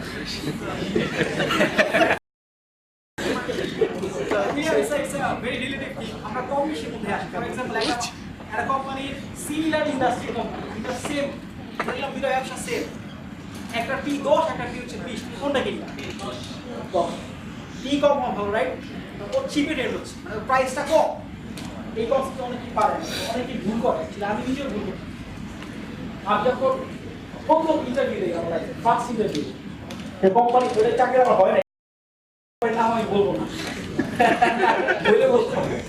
ওইখানে আমাকে জিজ্ঞেস পি কম হবে না বেশি হবে, কারণ কিন্তু আমি ফাইন্যান্স থেকে গ্র্যাজুয়েশন করে ফেলছি বা শেষ করে ফেলবো, লাইক ধরো লাস্ট স্টেজ অফ মানে ফাইনাল ইয়ার এক্সামে রাখি। সো তখন আমি বলতে পারি, অনেক সময় এই কনসেপ্টগুলো ক্লিয়ার থাকে না, অনেক ক্লিয়ার ছিল পরে বাসায় এসে বুঝতে পারছি পি তো কম হবে।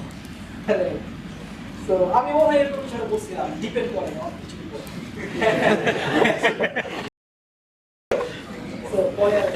আচ্ছা পি মধ্যে তোমার কিছু আছে জাস্টিফাইড পি। জাস্টিফাইড পি জানো? Justified P what is justified P? Anyone? Justified P মানে পি এর অনেকগুলো ভেরিয়েশন আছে, জাস্টিফাইড পি এর মধ্যে একটা। জাস্টিফাইড পি কি? এনিওয়ান? জাস্টিফাইড পি না মানে আর কেউ? এনিওয়ান? জাস্টিফাইড পি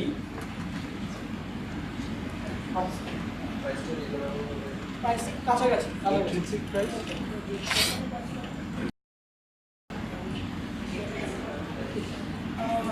অনেকটা বুঝতে পারছি, সবাই জাস্টিফাইড কথাটা শুনে অনেকে গেস করছে।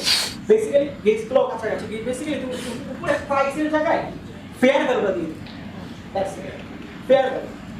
এটা ধরো তুমি নিজে বের করছো ফর এক্সাম্পল কোম্পানির এখন ট্রেড হচ্ছে 10 টাকা আপনি বলছো না এই কোম্পানির ফেয়ার ভ্যালু আরো বেশি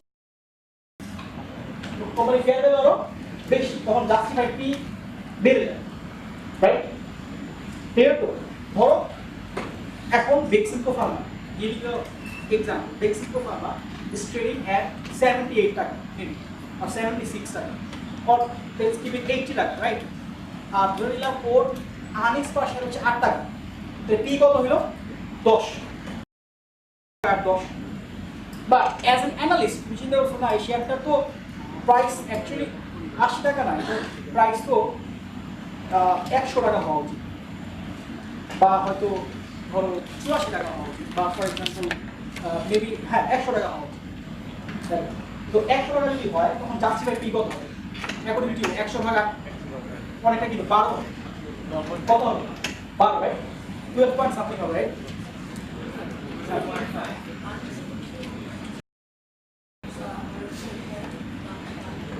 হ্যাঁ সো আমি সেটা ডিপেন্ড করব ক্লিয়ার তো জাস্টিফিকেশন তোমার ফেয়ার ভ্যালুর উপর বেস করে ক্লিয়ার তো আচ্ছা তারপরে জাস্টিফাইড পি বেশি হওয়া ভালো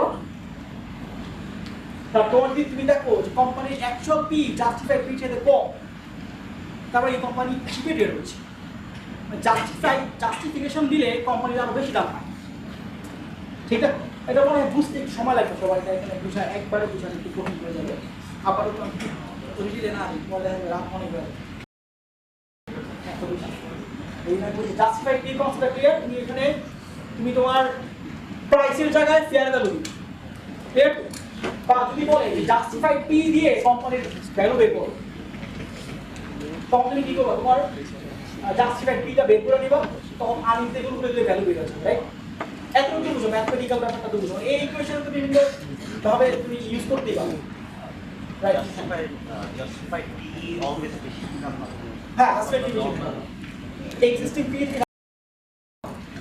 তাহলে কি জাস্টিফিকেশন হচ্ছে আর বেশি কোম্পানির প্রাইস রাইট জাস্টিফাইড পি বেশি না আচ্ছা এখানে দেখা যাচ্ছে এটা কত ডিটেইলে হয়তো কোম্পানি এই কেসে আলোচনা করবে না তো don't worry much about the difference between justified but justified P concept সব আছে ক্লিয়ার এটা কিন্তু টেস্ট করা হবে আচ্ছা এরপরে আর্নিংস ইল কি বলতো আর্নিংস ইল এটা পি সাথে কানেক্টেড এটা বেসিক্যালি পি এর বিপরীত reciprocal of P just 1 divided by 1 divided by একটা কোম্পানির প্রাইস যে ঠিকঠাক বললাম 10 টাকা আর্নিংস 1 টাকা পি কত 10 পি কত 10 সিম্পল এখন অ্যাজ আ বায়ার তুমি কিভাবে চিন্তা করতে পারো আমি শেয়ারটা আজকে 10 টাকা দিয়ে কিনলাম কেনার পর নেক্সট ইয়ার কত টাকা প্রফিট হবে ধরে নিলাম 1 টাকা প্রফিট হবে তাহলে আমার আর্নিংস ইল কত 10 টাকা কিনলাম 1 টাকা প্রফিট পাবো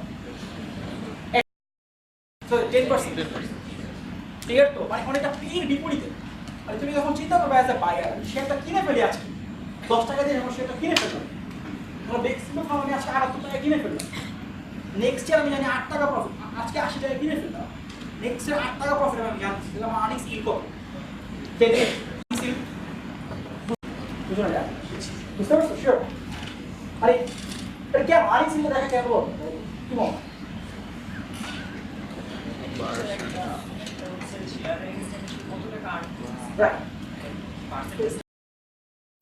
এর দিকে কি লাভ হবে আমি যদি অন্য কোনো ইনভেস্টমেন্টের আমার সেক্টর থাকে তো কোন সেক্টর থেকে বেটার আর্নিং পেতে ভালো বুঝতে পারছি থ্যাংক ইউ বেসিক্যালি ধরো আমি এখন একটা শেয়ার 10 টাকায় কিনে আসছি ধরো বেক্সিমকো ফার্ম আমি 10 কিনতে পারবো 80 টাকায় বাট আমি 80 টাকার বিপরীতে প্রতি বছর 8 টাকা করে প্রফিট করে আর্নিংস 10% বাট ধরো আমি যদি এখন ফর এক্সাম্পল স্কয়ার ফার্মার কিনি ওটার দাম হলো 200 টাকা আর সে প্রতি বছর প্রফিট করে 40 টাকা তাহলে আর্নিংস কত হয়ে গেল 20% তাহলে আমার স্কয়ার ফার্মারটা কিনা ভালো না গিভেন যে আর তো আর্নিংস বেশি হওয়া ভালো পি কম হওয়া ভালো বাট আর্নিংস বেশি হওয়া ভালো কারণ আর্নিংস তো আমি পাচ্ছি রাইট তো এইটাই P reciprocal that's it it's a reciprocal খুবই সিম্পল মানে এত পেছনের কিছু নাই আচ্ছা এরপরে এটাও খুবই সিম্পল আইডিয়া আমাদের সময় মনে করে আনতে পারবো নটা পড়বে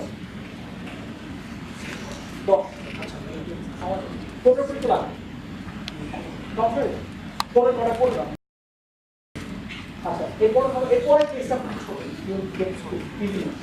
আচ্ছা ফিক্স ইনকামের ভ্যালুয়েশন একটা বন্ডের ভ্যালুয়েশন কিভাবে করি আমরা মেয়াদ যেটা তুমি ওটা মেয়াদ আর ওটা ইন্টারেস্ট রেটটা রাইট সবাই বুঝতে পারছি ধর একটা বন্ড ফর এক্সাম্পল আজকে তুমি একটা বন্ড কিনলে 100 টাকা কেনার পর নেক্সট 10 বছরে বন্ডের মেয়াদ হচ্ছে 10 ইয়ার্স প্রত্যেক বছর তুমি 20 টাকা প্রফিট কি পাবো ইন্টারেস্ট পাবো কুপন বলে কুপন বা ইন্টারেস্ট পরে বলছে এরপরে 20 বছর এরপরে 10 বছর পরে তুমি আবার প্রিন্সিপালের টাকাটাও পাবো মানে যে টাকাটা তুমি কিনছো আসল বা প্রিন্সিপাল ওটাও পাবো রাইট তো তোমার ফিউচার ক্যাশ ফ্লো গুলো এখন প্রেজেন্ট ভ্যালু বের করবা খুবই সিম্পল বন্ডের ভ্যালুয়েশন খুবই সিম্পল সো তুমি ধরো এখানে আমি একটা এক্সাম্পল দিচ্ছি একটা বন্ড কিনছো 1000 টাকা দাম একটু 4% মানে 24 টাকা প্রতি বছর প্রফিট পাবা ম্যাচুরিটি হচ্ছে 4 বছর আর অ্যানুয়াল কুপন পেমেন্ট দেয় মানে বছরে একবারই দেয় দুইবার দেয় না খুব সিম্পল আর হচ্ছে 4% তখন তুমি 4 বা 5 করে দিলে 5% ফর এক্সাম্পল তাহলে তুমি 5% দিয়ে ভাগ করো প্রতি বছর রাইট 5% দিয়ে কস্ট অফ ক্যাপিটাল মানে কস্ট অফ ডেট মানে তোমার ডিসকাউন্ট রেট রাইট স্টকে যেমন ডিসকাউন্ট রেট কি কস্ট অফ ইকুইটি বন্ডের ক্ষেত্রে কি কস্ট অফ ডেট খুবই simple cost of date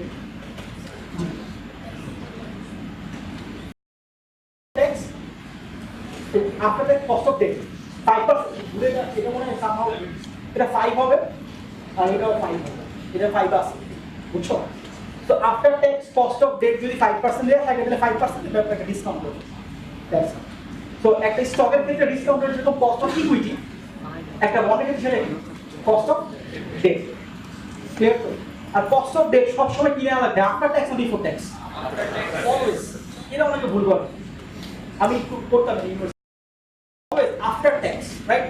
But cost of equity to after tax before tax. Equity to tax দেওয়া লাগছে না। আচ্ছা, cost of debt always after tax. মানে তার মানে যদি before tax দেওয়া থাকে, তখন tax এরটা ইউজ করে after tax বের করে দিতে হবে। ক্লিয়ার তো? এর কোনো সাইন্টিফিক মিস্টেক আছে 5 এর জায়গায় 4 এর জায়গায় 5 হবে 4%। after the cost of debt 4 হবে না 5% হবে। আচ্ছা। ওকে। আমাদের সময় 5 মিনিট আছে হ্যাঁ বলতে এরপর এফিশিয়েন্ট মার্কেট হাইপোথিসিস হ্যাঁ এফিশিয়েন্ট মার্কেট হাইপোথিসিস একটা থিসিস বা একটা কনসেপ্ট এটা নিয়ে কারো কোনো আইডিয়া আছে এনিওয়ান এফিশিয়েন্ট মার্কেট হাইপোথিসিস থাকার কথা বিবিএ যদি থাকে বিবিএ ফোর্থ ইয়ারে বা ফাইনাল থার্ড ইয়ারে পড়া উচিত ফাইন্যান্সিয়াল আর graduate course financial major course হ্যাঁ হ্যাঁ হ্যাঁ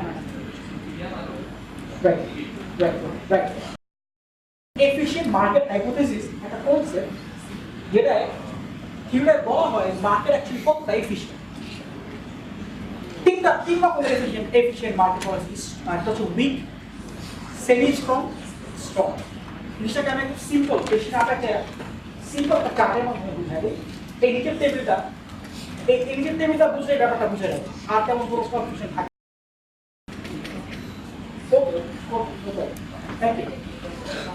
হ্যাঁ আমি জিনিসটা বলে আসতেছি এটা আমি একটা করে বলি ধরো আমি যদি বলি যে একটা বাজার উইক এফিশিয়েন্ট একটা বাজার উইক তার এফিশিয়েন্সি উইক তার মানে হচ্ছে দেখো এই বাজারে শুধুমাত্র fast market data reflection price reflect market price reflect only past market data weak form of efficiency তে শুধুমাত্র past market data reflection আছে অন্যান্য পাবলিক ইনফরমেশন অথবা প্রাইভেট ইনফরমেশনের কোনো রিফ্লেকশন শেয়ার প্রাইসে নাই ধরো কোম্পানিটার আগে শেয়ারের দাম ছিল 100 টাকা এই জন্য এখন দাম 101 টাকা আগে ছিল 1 টাকা বাড়ছে বা এই কোম্পানি এখন কিনা ফিউচার এক্সটেনশনে যাবে কিনা বা কোম্পানির ম্যানেজমেন্টের কোনো চেঞ্জ আসছে কিনা প্রাইভেট ইনফরমেশন এগুলোর কোনো রিফ্লেকশন কোম্পানির শেয়ার প্রাইসে নাই এইরকম যখন একটা শেয়ার মার্কেট হয় তখন সেই মার্কেটটাকে বলা হয় উইক এফিশিয়েন্ট বা উইকলি এফিশিয়েন্ট মার্কেট ওই মার্কেটের এফিশিয়েন্সি হচ্ছে উইক প্রাইস রিফ্লেকশন মানে হচ্ছে ধরো ইনফরমেশনের কারণে প্রাইস বাড়ে না বা কমে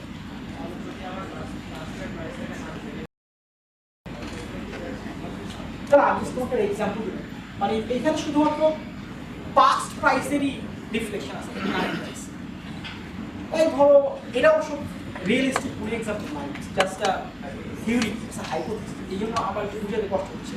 এটা রিয়েলিস্টিক এক্সাম্পল সেমি স্ট্রংয়ের আছে, ইনফ্যাক্ট একদম স্ট্রংয়ের এক্সাম্পলও নাই, খুবই কম, বাট উইকের এক্সাম্পল অ্যাকচুয়ালি নাই রিয়েলিস্টিক। মানে শেয়ার বাজারে তো শেয়ার মানে পাস্ট প্রাইস ছাড়াও অনেক ইনফরমেশনারি রিফ্লেকশন আসে, বাট যদি এরকম হয় শুধু পাস্ট প্রাইসের রিফ্লেকশন আসছে, weak market, weak form of efficiency of the market, এর তো সবাই আচ্ছা। এবার সেমি স্ট্রং মানে হচ্ছে এখানে দেখো পাস্ট প্রাইসের রিফ্লেকশন আছে, আবার পাবলিক ইনফরমেশন রিফ্লেকশন আছে, publicly available information. For example একটা কোম্পানি লেটস সে একটা বারাকা পাওয়ার, একটা পাওয়ার কোম্পানি, এখন বারাকা পাওয়ার আজকে অ্যানাউন্স করলো যে আমরা নেক্সট বছর একটা 100 মেগাওয়াটের পাওয়ার প্ল্যান্ট নিব। এখন ওদের 100 মেগাওয়াটের পাওয়ার প্ল্যান্ট আছে, আবার নেক্সট আরেকটা 100 মেগাওয়াটের পাওয়ার প্ল্যান্ট চালু হবে। তো যদিও ওই জিনিসটা এখনো ওর ব্যবসার সাথে জড়িত হয় নাই, বাট নেক্সট ইয়ারে হবে, এই জন্য কি প্রাইস বাড়বে না কমবে?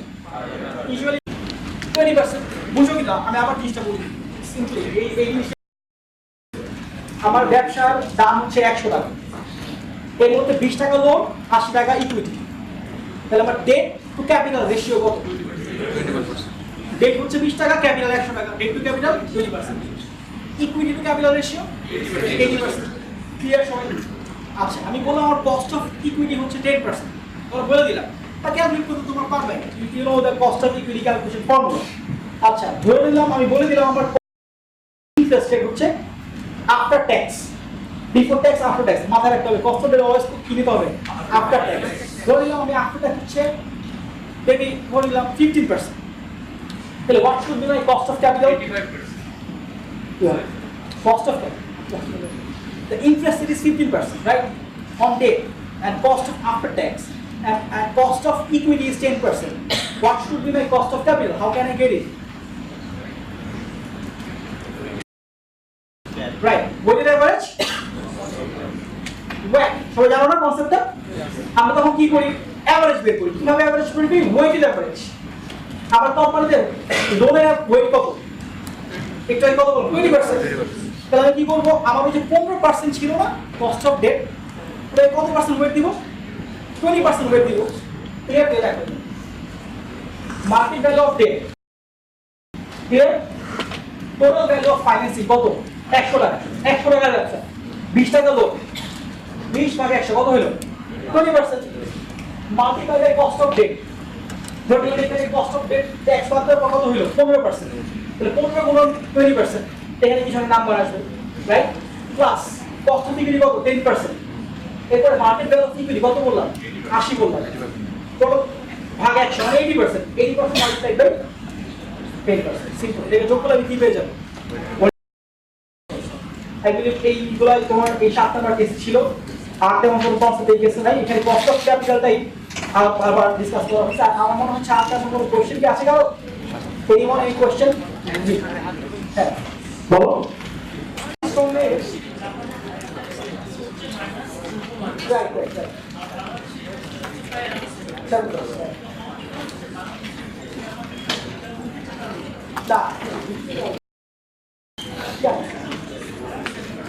Right.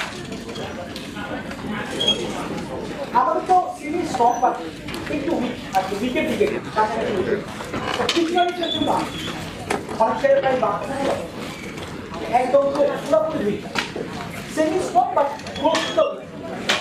আমি এটা বললাম উইকেট দিকে। এরপর আর কোনো কোশ্চেন হয়?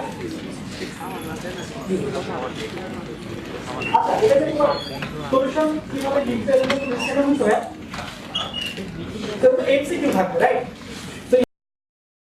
এখানে তো অপশন দেওয়া থাকে, তো দেয়ার উইল বি ধরো কতগুলো কোশ্চেন থাকবে? Total around 50 question total. তোমার এটা আমরা বলে দিবে, তোমাদের ফেসবুক পেজে বলে দিবে, বাট কেস হিসাবে মাল্টিপল চয়েস কোশ্চেন অ্যারাউন্ড 50 মতো কোশ্চেন হবে। প্রতিটা কোশ্চেনে 4টা করে অপশন দেওয়া থাকবে, you have to choose the right option. And কিভাবে অ্যান্সার করবে বলে তোমার ফেসবুক পেজে বলে দিবা, মানে লিখতে হবে case rupee sa dia hai. So, ini kan confusion hai apa? We will talk to you. Because I believe I'm done, and thank you so much for your patience. And I'm going to later is because I'm time that I couldn't gauge this properly. So, एक jam beshi where I couldn't gauge properly. Possible jam. Ladies and gentlemen, thank you again, and we wish you the best of luck in participating in the first round of Blueprints 5.0. powered by Burger King, structured by Eastern Bank Limited, co-sponsored by Quality Integrated Agro Limited, associated by Mobile Operators and Youth Opportunity. Towards the exit.